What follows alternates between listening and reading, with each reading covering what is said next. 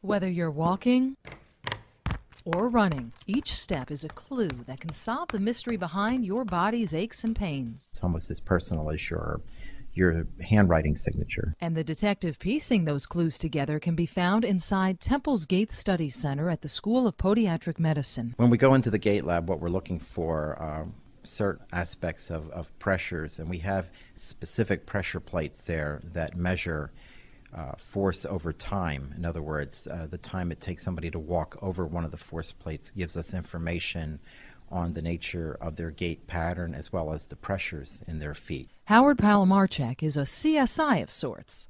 The Associate Professor of Medicine and Orthopedics and Director of Sports Medicine at the Podiatry School uses high-tech equipment to analyze a person's gait.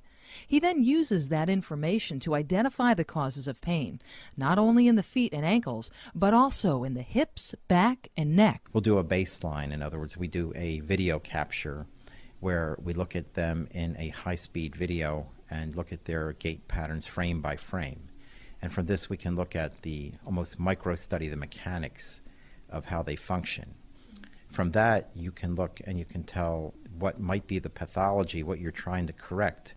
Researchers in the center use a number of tools, from slow-motion video to 3D motion analysis, to identify problems and eventually provide solutions, be it surgery or a brace, for ordinary people and even those who rely upon their feet to make a living. In one case, we had a runner that had this constant stress fractures and was ready to quit, give up his career running.